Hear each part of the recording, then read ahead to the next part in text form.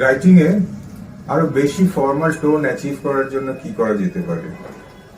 এর আগের একটা ভিডিওতে বলেছিলাম ইডিয়মস এবং ফ্রেজাল ভার্বস এগুলোর ইউজগুলো অ্যাভয়েড করার জন্য, তাতে করে আপনার লেখাটা আরো বেশি ফর্মাল হবে।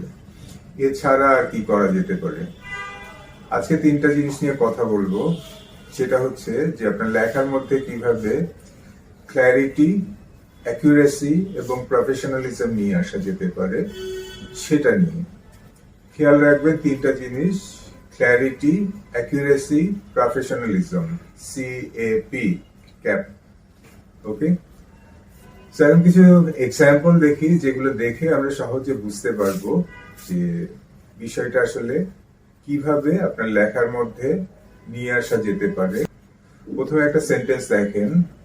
আমরা একটা সেন্টেন্স যদি এভাবে লিখি, we never receive authentic news from social media. What is wrong with it? লেখাটাতে একটু এক্সট্রিম ওয়ার্ড ইউজ করা হয়েছে, we never receive। এভাবে না লিখে যদি সেন্টেন্সটা এভাবে লেখা হয়, আবার স্ক্রিনে একটু খেয়াল করেন, frequently we encounter challenges in obtaining creditable news from social media। লেখাটা কি, আগের লেখাটাতে we never receive, একটু ওভার জেনারেলাইজ করা হচ্ছিল না, একটু এক্সট্রিম ওয়ার্ড ইউজ করা হচ্ছিল না? সেটা না লিখে যদি এভাবে লেখা হয়, we encounter frequently we encounter challenges, তাহলে জিনিসটা কি, লেখাটা ফ্যাক্টটা আরো বেশি ভালোভাবে তুলে ধরা হচ্ছে, যেটা একটা প্রফেশনালিজমের সাইন। আর একটা এক্সাম্পল খেয়াল করেন, the best way to prevent environmental damage is best way। এর অল্টারনেটিভ কি কি আছে সেগুলো নিয়ে কি আমরা এখানে কথা বলেছি? সেগুলো না বলেই যদি আমরা একটা জিনিসকে বেস্ট বলে দিই, তাহলে এটা কি, যে একটা সুপারলেটিভে ইনকনসিডারেট একটা কথা বলা হলো, তাই না? সো এইভাবে না বললে আরো প্রফেশনাল ওয়েতে, আরো ক্লিয়ার ওয়েতে কিভাবে বলা যায়, আবার একটু খেয়াল করেন স্ক্রিনে। A very effective method for protecting environmental damage is, মেসেজটা আরো ক্লিয়ার এখানে, এবং আপনার এক্সপ্রেশনটা আরো মডারেট, আরো পরিমিত একটা ভাষায় আপনি আপনার যে মেসেজটা দিতে যাচ্ছেন সেটা এখানে বলতে পারছেন। So the best way, the most effective way, এভাবে না বললে a very effective way, এভাবে লেখার চেষ্টা করেন। আরেকটা সেন্টেন্স খেয়াল করেন, the awareness campaign was amazing, অথবা the product was horrible।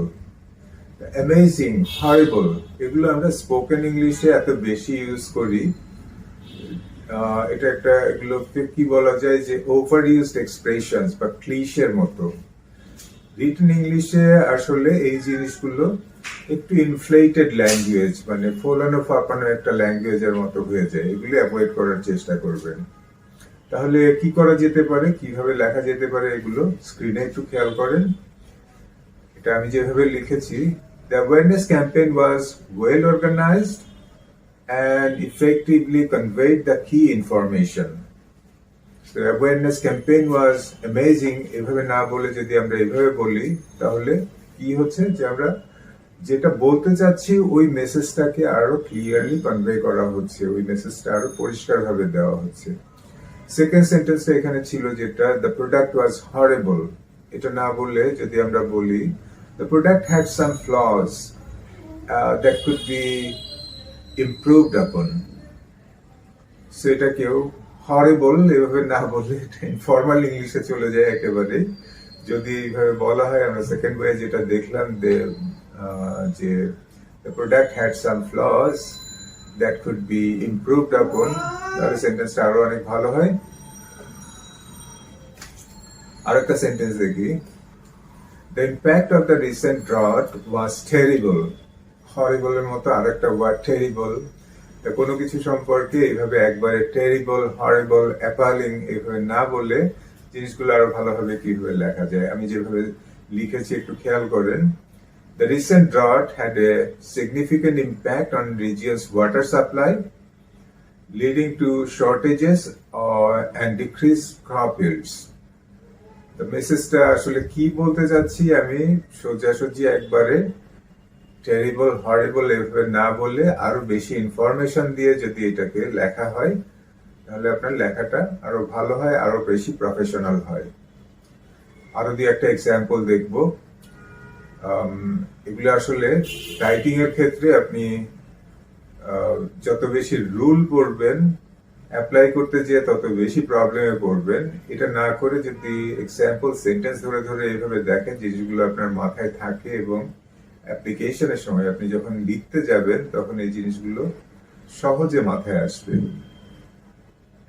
কিছুটা প্র্যাকটিসের আপনার দরকার হবে এর জন্য, যেটা আসলে করতেই হবে।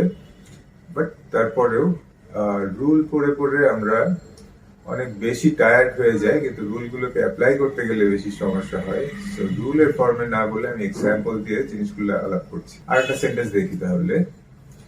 Everyone knows that this is the only way to reduce juvenile crime. এটা অনেক এক্সট্রিম ল্যাঙ্গুয়েজ ইউজ করে এখানে। আর একটু মডারেট ল্যাঙ্গুয়েজে কিভাবে বলা যেতে পারে, যেখানে মেসেজটা প্রবলেমটাকে অ্যাকনলেজ করা হলো এবং মেসেজটা আরো ক্লিয়ারলি দেওয়া হলো। দেখেন আমি যেভাবে লিখেছি, In reducing juvenile crime, the method has proven to be effective in many cases, but other strategies may also be worth considering. So extreme language না যে আমরা একটু মডারেট ল্যাঙ্গুয়েজ এটাকে এখানে যদি যাই এভাবে অ্যাপ্রোচ করি যে the method has proven to be effective in many cases, কিন্তু তারপরেও অন্যান্য অপশনগুলো আমাদের বিবেচনা করে দেখা উচিত। তাহলে এখানে প্রবলেমটা একটু মডারেট ল্যাঙ্গুয়েজে এক্সপ্রেস করা হলো, আবার অন্যান্য অল্টারনেটিভ অ্যাপ্রোচ যে থাকতে পারে সেটার পসিবিলিটিকেও অ্যাকনলেজ করা হলো। So this would be a much better way of expressing your ideas. Last একটা এক্সাম্পল দেখি। The country had experienced some mind-blowing growth in industrial sector in recent years. Mind-blowing. টকশোর মধ্যে এই কথাগুলো শুনে আমরা এত বেশি অভ্যস্ত যে লেখার মধ্যেও মাঝে মাঝে এই জিনিসগুলো চলে আসে আমাদের। এই এক্সপ্রেশন গুলো আসলে রিটেন ইংলিশের জন্য আসলে উপযুক্ত না। আমরা কিভাবে লিখতে পারি এটাকে তাহলে একটু খেয়াল করেন। The industrial sector in the country has experienced notable growth in recent years, demonstrating the potential for economic development in this area. যদি এভাবে লেখা হয় তাহলে কি হয়, একদম ইনফ্লেটেড ফোলানো ফাপানোর হাইপারবোলিক ল্যাঙ্গুয়েজে না লিখে জিনিসটাকে একটু মডারেট ল্যাঙ্গুয়েজে লেখা হলো, এবং সেই সাথে এই পরিমিত ভাষা ব্যবহারের মাধ্যমে আপনার বাস্তবতাটাকেও কিন্তু আপনি আরো ভালোভাবে প্রতিফলিত করতে পারছেন। So this is the way you achieve professionalism in your writing. So take away কি আজকে যে জিনিসগুলো নিয়ে কথা বললাম, যে সুপারলেটিভ বা এক্সট্রিম ল্যাঙ্গুয়েজে কথা বলাটা অ্যাভয়েড করেন। এটা কেন করতে হবে, যে এই জিনিসগুলো আপনার লেখার মধ্যে অনেক বেশি হাইপারবোল নিয়ে চলে আসে, যেটা একেবারেই প্রফেশনাল না। ফোলানো ফাপানো ল্যাঙ্গুয়েজে কথা বলা বা ওভার জেনারেলাইজ করা হয় অনেক ক্ষেত্রে, যেটা আসলে রিটেন ইংলিশে অ্যাকসেপ্টেবল না। সো তিনটা জিনিস খেয়াল রাখতে হবে, আমি বলেছিলাম CAP ক্যাপ খেয়াল আছে কি কি? Clarity, accuracy, professionalism. টুকিটাকি এরকম আরো রাইটিং এর টিপস নিয়ে খুব তাড়াতাড়ি আবার অন্য কোনো ভিডিওতে কথা হবে। আজকে এটুকুই।